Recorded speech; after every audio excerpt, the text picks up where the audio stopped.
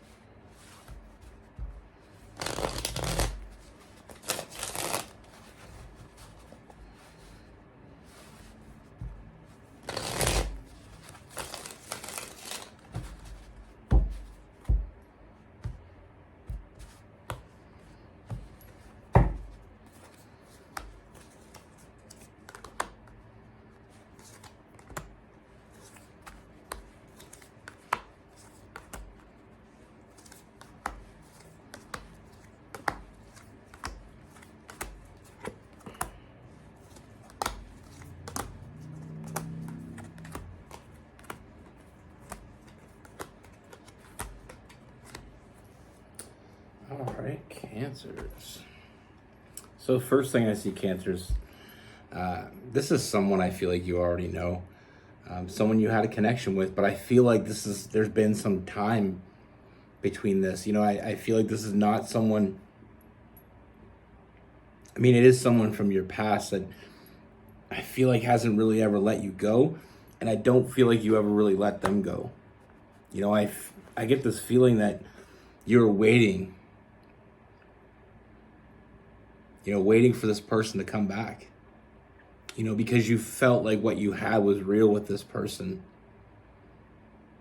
So it's like part of you is always kind of waiting for them to come back, waiting to realize what they had lost. I feel like there's a lot of trust issues with this person. I feel like I get the sense that this person really cared about you and you felt that, but you never saw it, or never saw it enough. I feel like this person has trust issues. I feel like they did care about you. They did. I feel like they loved you. I don't feel like they could tell you that, though. I feel like they hid it from you. I don't get the sense that this person is overly a loving person. They don't show it. Doesn't mean they don't feel it, though. And you felt it. But that wasn't enough. Someone feeling like they love you or someone feeling connected to you, sometimes it's not enough. You need to know. And they couldn't tell you.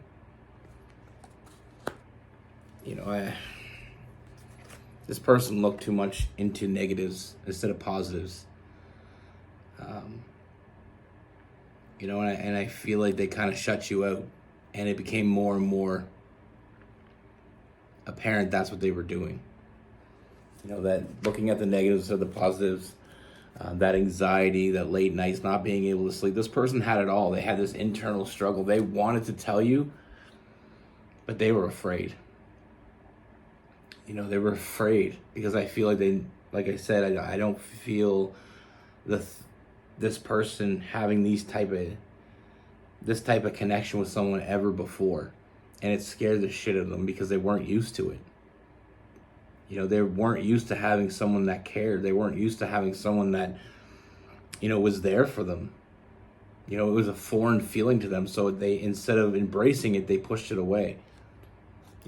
I've talked about this before. Sometimes when not a lot of good or not a lot of love in your life has happened for someone, having it can become foreign, almost weird.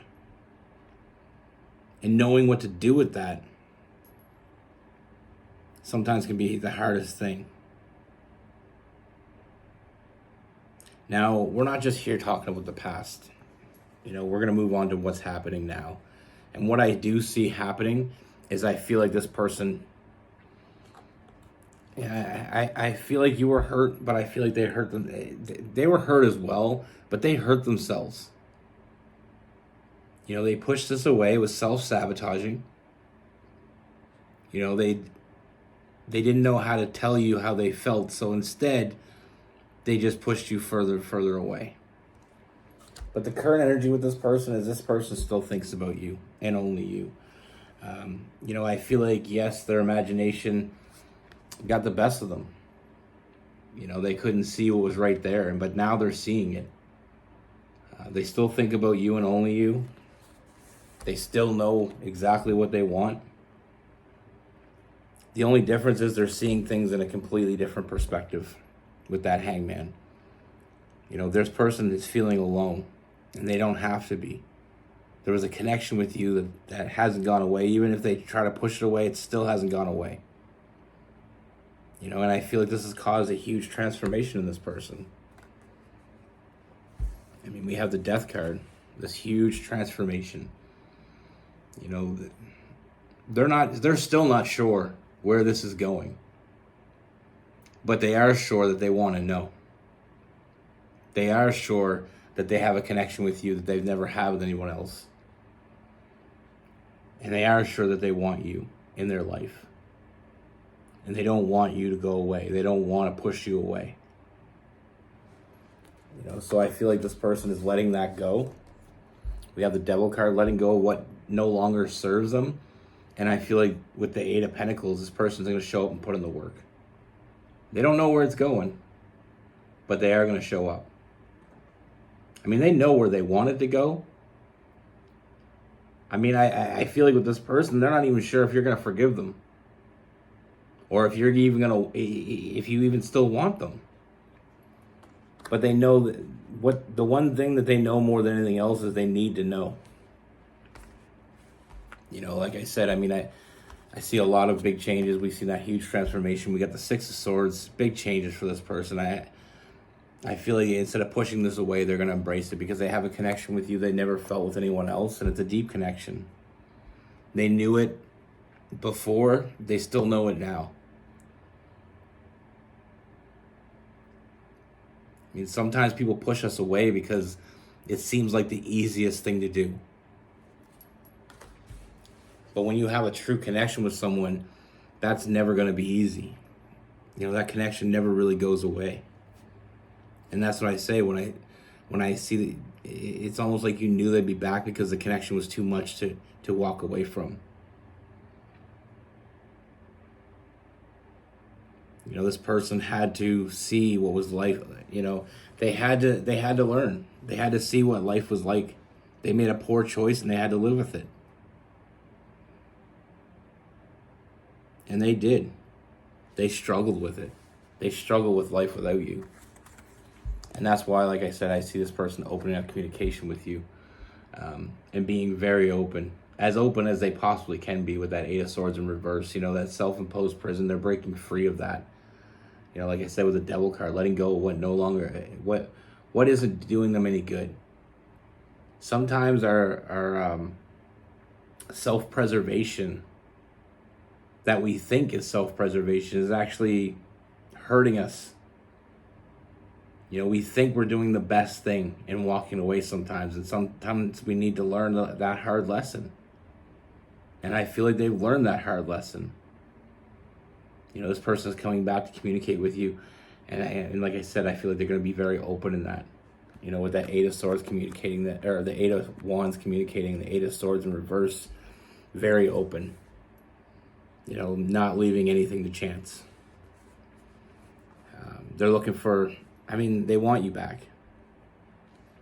And this person isn't coming back for something casual or just to be with you again. I feel like this person's coming back. And I mean, I feel like emotionally they're more available and they're more open to be available.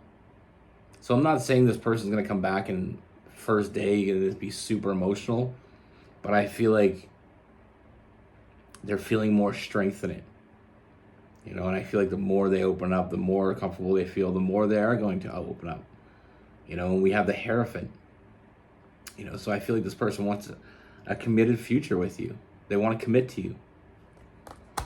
And like I said, I mean, it's not like they've made some huge transformations. They've made some really big realizations about life, and they know that you're who they're happy with. You're who they want. You're the one that makes them happy, and they want to make you happy. And even though, like I said, them coming back doesn't mean they're going to be openly, completely open emotionally, but they're taking that leap of faith. They're taking that chance. They're gonna present a lot of vulnerability to you. And like I said, not only are they going to be more open to sharing with you, but more open to accepting from you. I mean, I feel like you really put a lot into this person. I feel like you really love this person. And they weren't ready to hear it, but they're ready to hear it now. They're listening.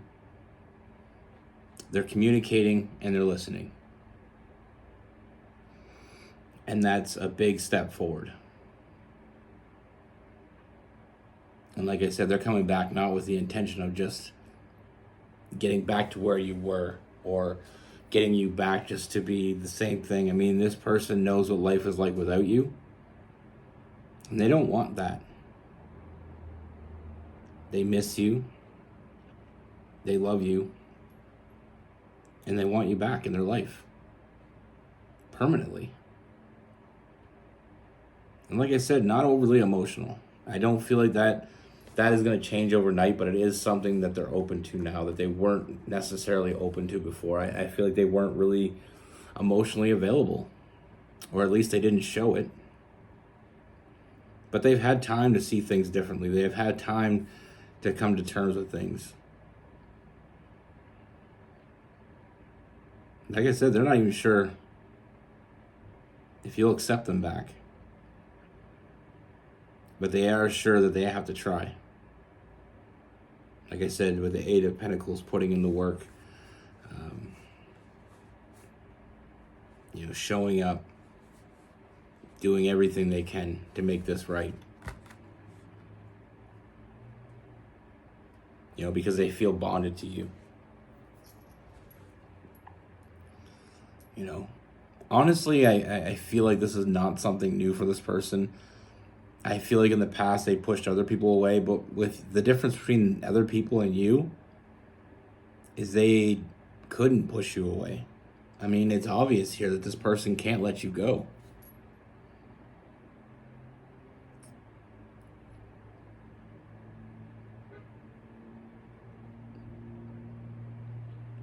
Now with this person,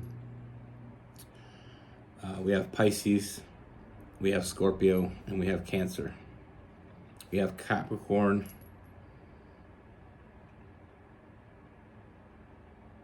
Taurus, some Gemini,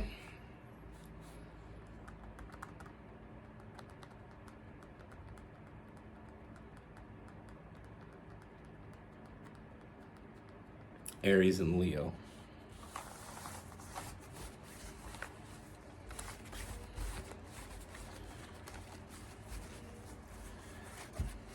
I mean, I feel like that's the end of the reading, by the way, for anyone that's just here for the reading. Thanks for stopping by. I always like to put my little 2 cents in, maybe a little story at the end. So if you're not interested in that, thank you for stopping by. But anyway,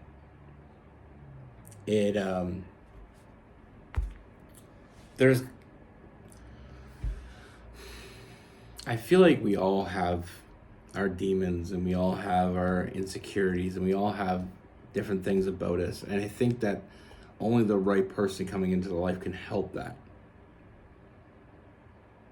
Like you coming into this person, like I said, I feel like there's been times in the past when this person, they met someone and it started to get a little serious and they pushed them away.